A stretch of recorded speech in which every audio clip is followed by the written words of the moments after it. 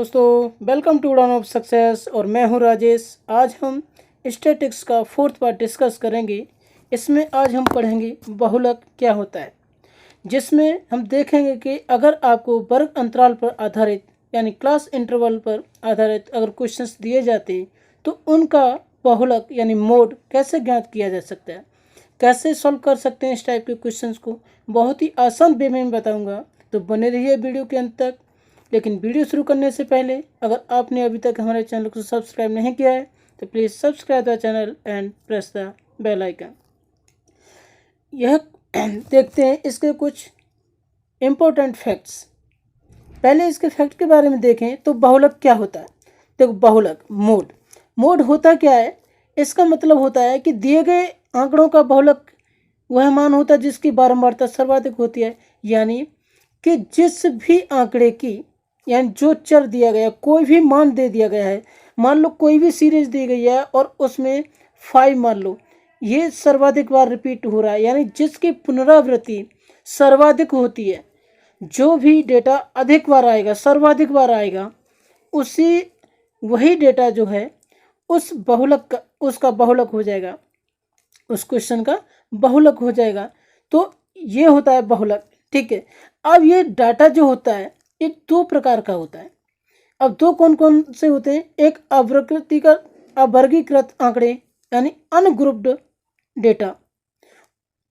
पहले इसके बारे में पढ़ते हैं कि क्या है। अनग्रुप्ड में क्या होता है कि जो श्रेणी दी गई होती है, आपको कोई भी एक सीरीज दे दी जाती है और उसमें किसी भी एक मान की, किसी भी एक प्रेक्षण की पुनरावृत्ति होती है। सर्वाधिक पुनरावृत्ति जिसकी होगी वही उसका बहुलक हो जाएगा, यानी मोड हो जाएगा उसका। तो देखते हैं इसके बेस्ट क्वेश्चन। अब क्वेश्चन की बात करें तो इसमें दिया गया है कि दिए गए आंकड़ों का बहुलक ज्ञात कीजिए। अब इसमें बहुलक ज्ञात करवा रहा है, तो आप देखिए ये आपको श्रेणी दी गई है, कोई एक सीरीज दी गई है, तो अब इसमें बहुलक देखना है। तो बहुलक के लिए क्या देखा जाएगा कि जिस भी अंक की, जिस भी प्रेक्षण की पुनरावृत्ति सर्वाधिक होगी वही उसका बहुलक हो जाएगा। तो अब इसमें अगर हम देखें 5, ये 5 कितने टाइम्स है, 1 और ये 2, यानी हमें 5 कितने टाइम्स मिला, 1 और 2, 2 बार मिला। तो 5 2 बार हो गया। अब 7 की बात करें तो 7 कितना है, 1 2 3 4, यानी 7 4 टाइम्स है। अब आप देखिए कि 7 की पुनरावृत्ति 4 हो गई, 5 2 बार था और 3 कितना है, 1 2 2 बार है और 9 1 बार। तो सर्वाधिक पुनरावृत्ति किसकी हुई, 7 की। तो इस क्वेश्चन का आंसर भी हमारा क्या हो जाएगा, 7 हो जाएगा। आई होप यह पॉइंट आपका क्लियर हुआ होगा। देखिए ये क्वेश्चन यूपीपीएससी में पूछा गया है। ठीक है, बहुत ही इंपॉर्टेंट क्वेश्चन है। इसके बेस्ट क्वेश्चन बहुत ही महत्वपूर्ण क्वेश्चन होते हैं। आप ध्यान से पढ़िए कि ये किस तरह से सॉल्व किए जा सकते हैं। देखते हैं नेक्स्ट क्वेश्चन। अब देखते हैं, देखो ये आपको टेबुलर फॉर्म में मिल गया, यानी टेबल फॉर्म में मिल गया है, लेकिन अनग्रुप्ड डाटा का है, अवर्गीकृत आंकड़ों का ही क्वेश्चन है। अब इसको कैसे सॉल्व करेंगे, जैसा कि मैंने अभी पहले भी बताया था। देखो क्या बोला, आंकड़ों का बहुलक ज्ञात कीजिए, बहुलक ज्ञात करना है इसमें। अब इसमें देखो 7 84 टाइम्स आया है, 8 96 टाइम्स और 9 42 टाइम्स और 10 77 11 92। अब इसमें हम देखेंगे क्या, सबसे पहले वही कि बहुलक क्या होता है।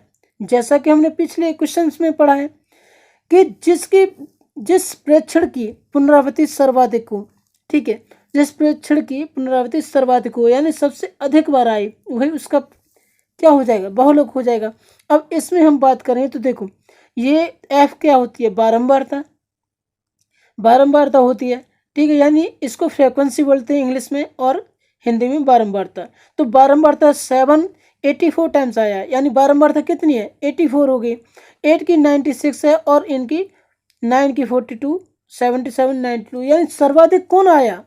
अब सर्वाधिक की बात की जाए तो आपका आंसर होगा कि अगर हम 8 को देखें तो कितना 96 टाइम्स आया है, यानी सबसे अधिक बार आया है। तो इसका बहुलक क्या हो जाएगा, 8 हो जाएगा। और यही इस क्वेश्चन का आंसर। क्लियर है। आई होप यह पॉइंट आपका बहुत अच्छे से क्लियर हुआ होगा। तो अब देखते हैं ग्रुप्ड डेटा के बारे में कुछ फैक्ट्स, उसे कैसे सॉल्व करते हैं। वर्गीकृत आंकड़े, यानी सेकंड टाइप क्या होता है आंकड़ों का, वर्गीकृत आंकड़े। इसमें देखें कि वर्गीकृत आंकड़ों में यानी ग्रुप्ड डेटा में क्या होता है, ज्ञात वर्गीकृत आंकड़ों का बहुलक ज्ञात करने के लिए निम्न चरणों का प्रयोग करते हैं। वो कौन से चरण हैं, पहले देखते हैं। देखो, पहले तो हम ये देखते हैं कि सर्वाधिक बारंबारता किस वर्ग अंतराल की है, ये हमें पहले देखना होगा। उसके और जो बहुलक होगा वो भी तो उसी वर्ग का होगा जिसकी सर्वाधिक बारंबारता हुई है, यानी पुनरावृत्ति सर्वाधिक हुई है। ठीक है, अब नेक्स्ट में क्या देखेंगे, इसका फॉर्मूला होता है, इसे फॉर्मूले से ज्ञात करते हैं। अब फॉर्मूला क्या होता है, यानी बहुलक को क्या बोलते हैं, मोड बोलते हैं। ठीक है, यानी क्या बोलते हैं, मोड। तो मोड फाइंड करने के लिए क्या करेंगे, L plus F1 minus F naught upon 2F1 minus F note minus F2 into H. अब ये जो आपको दे दिया F1 F2 F naught h, ये क्या है, इसे समझने के लिए कुछ पॉइंट समझते हैं। देखो, L क्या होती है, बहुलक वर्ग की जो निम्न सीमा होती है, यानी आपको जो एक क्लास इंटरवल दिया जाएगा, वर्ग अंतराल दिया जाएगा, उसमें जो निम्नतम सीमा होती है, निम्न सीमा जो होती है उससे हम L कहते हैं। और F1 क्या होती है, जो उस वर्ग की बहुलक की जो बारंबारता होती है, जो वर्ग अंतराल है हमारा, उसकी जो बारंबारता है वो कितनी है, उसे हम F1 बोलेंगे। और एफ नोट क्या होती है, एफ नोट का मतलब, अब आप F1 का एफ नोट का मतलब उससे पहले वाली, और F2 उससे बाद वाली बारंबारता, और H का मतलब होता है वर्ग अंतराल। अब देखो, F1 एफ नोट F2 ये याद कैसे करें, तो आपको सिंपल तरीके में समझना होगा कि आपने पढ़ा होगा होल नंबर क्या होते हैं। अब होल नंबर क्या होते हैं, तो होल नंबर होते हैं 0 1 2, इस तरह से ही तो होते हैं, 3 एंड सो ऑन। ठीक है, आगे चले जाते हैं n।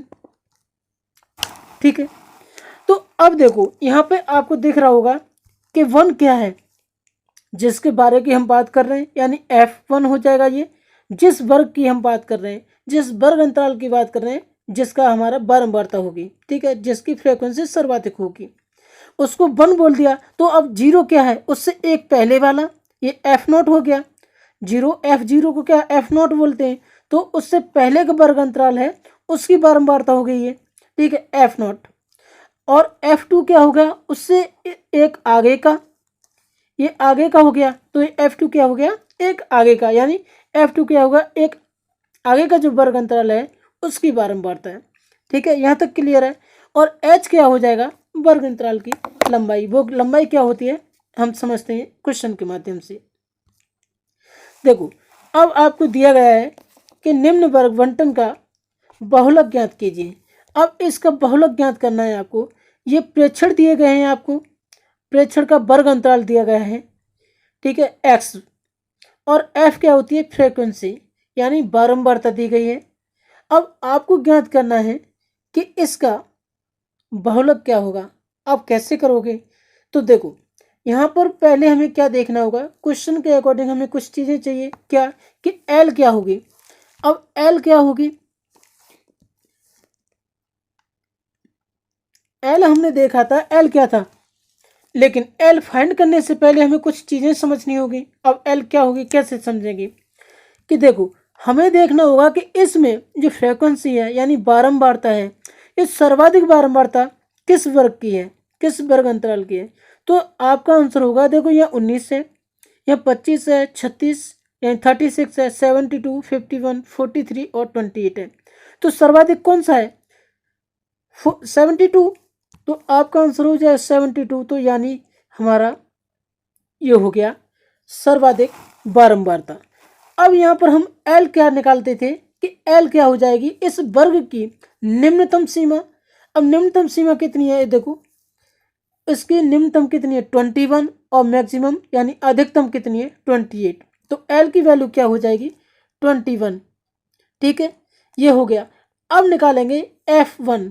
अब F1 क्या था, अगर F1 की बात करें तो F1 क्या था, F1 था जिस वर्ग अंतराल की हम बारंबारता की बात कर रहे हैं, यानी जिस वर्ग अंतराल का हम बहुलक निकालेंगे उसकी बारंबारता तो 72 हो जाएगी। इसकी बारंबारता कितनी है? 72, क्योंकि इसकी तो बारंबारता सर्वाधिक थी, तो ये हमारा 72 हो गया F1। अब F नोट क्या था? F नोट की बात करें तो F नोट था उससे एक पहले का वर्ग अंतराल। तो यानी ये है एक पहले का वर्ग अंतराल और इसकी बारंबारता कितनी है? 36। तो इसका आंसर क्या हो जाएगा? F नोट कितना हो जाएगा? 36। क्लियर है। और F2 की बात करें तो F2 क्या हो जाएगा? F2 हमने बताया था कि एक बाद का, यानी एक अंतराल बाद का, वर्ग अंतराल एक बाद का। अब इसकी बारंबारता कितनी है? यानी अब इसकी बारंबारता कितनी हो जाएगी? 51। तो ये F2 क्या हो जाएगा? 51। अब ये 51 हो गया। अब देखो यहाँ पर हमने L की वैल्यू निकाल ली, F1 की वैल्यू निकाल ली, F नोट की निकाल ली और F2 की निकाल ली, लेकिन H नहीं निकाला। अब H क्या है? H होती है वर्ग अंतराल की लंबाई। अब वर्ग अंतराल की लंबाई क्या होती है ये समझने के लिए देखें कि ये 0 से 7 तक है, तो कितने प्रेक्षण हैं इसमें? 0 से 7 तक, तो मतलब 7। तो इसकी जो लेंथ है यानी हाइट है, हाइट मतलब ये होता है कि इस तरह से जब हम एक डाटा बनाते हैं यानी इस तरह से, तो इसमें ये हाइट होती है। अब यानी किस हाइट तक जा रहा है? तो 7 तक जा रहा है। ठीक है, ये फिगर के थ्रू समझते हैं कि इस तरह से करते हैं इसको। तो अब देखो यहां से क्या करेंगे, ये कर लिया हमने। अब इसके बाद में एच की देखें तो वैल्यू कितनी हो जाएगी? 7।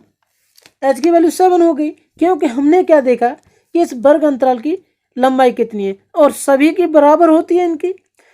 अब हमें ये नहीं चेक करना होता कि वन फर्स्ट की कितनी है और इसकी लास्ट की कितनी है और इसकी कितनी है जिसकी हम बारंबारता निकाल रहे हैं, यानी सबकी चेक करनी होती है।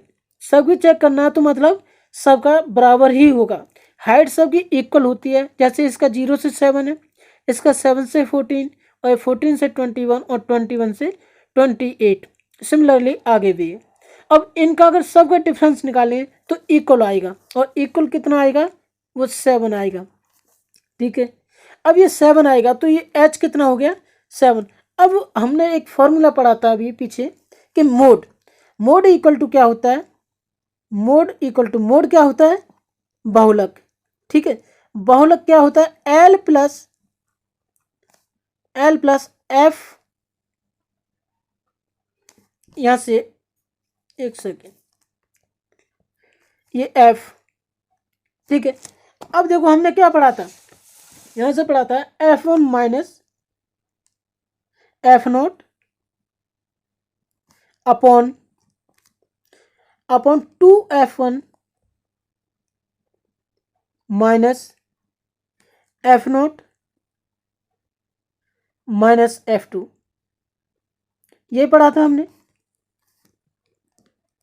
ठीक है, अब ये फॉर्मूला हमने पढ़ा था, तो अब इसमें वैल्यू पुट कर दें और इनटू एच क्या है हमने निकाल लिया है। अब सारा डेटा आपके पास में है। अब अगर इसकी वैल्यू पुट कर दें तो हमारा आंसर आ जाएगा। तो देखते हैं, देखो अब वैल्यू पुट करें तो हमारा देखो एल कितना है? एल निकाला हमने 21 प्लस F1 कितना है? देखो F1 कितना है? F1 72 और F नोट कितना है? 36। ठीक है, यानी 72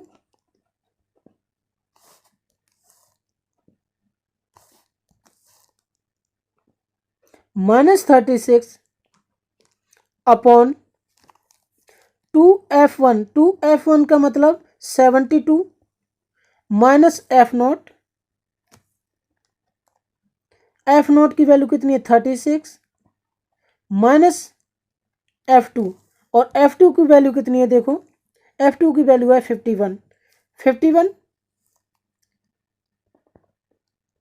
51 हो गया, और ये ब्रैकेट इनटू एच की वैल्यू कितनी है? 7। ठीक है, अब इसको फर्दर सॉल्व करोगे तो आपको क्या मिलेगा? ये मिलेगा 21 प्लस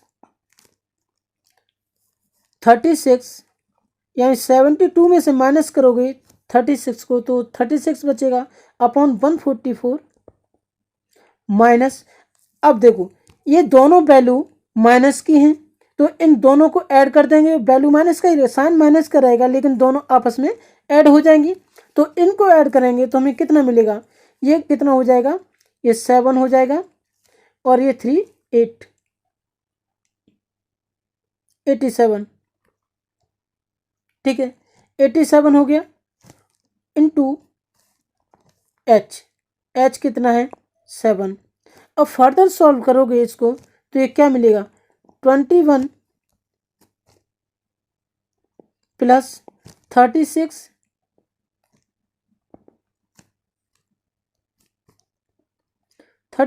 अपॉन 57 इंटू 7, ठीक है ये मिल गया हमें।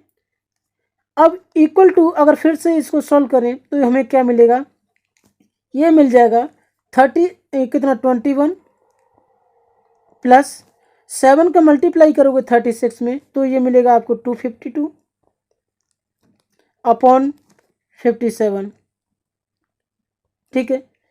अब अगर इसको फर्दर सॉल्व करें तो हमें क्या मिल जाएगा, यहाँ से ये मिलेगा 21 प्लस 57 से डिवाइड करोगे कितना 4,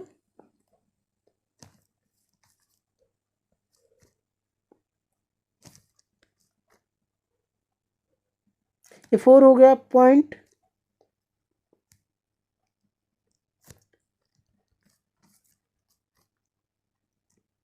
के बाद में कितना बचा ये 28 और इसके बाद में कितना ये हो जाएगा, ये 4 हो जाएगा और ये 2 हो जाएगा। तो आगे इसको फर्दर सॉल्व करें ऐड कर दें तो ये क्या मिल गया हमको 25.42 और यही इस क्वेश्चन का आंसर हो जाएगा। आई होप आपका कंसेप्ट बहुत ही अच्छी तरह से क्लियर हुआ होगा। तो प्लीज़ वीडियो को लाइक कीजिए, चैनल को सब्सक्राइब कीजिए और कमेंट के बताइए कि आपको वीडियो कैसा लगा। फिर हाजिर होते हैं किसी नई वीडियो के साथ, तब तक स्वस्थ रहिए, मस्त रहिए।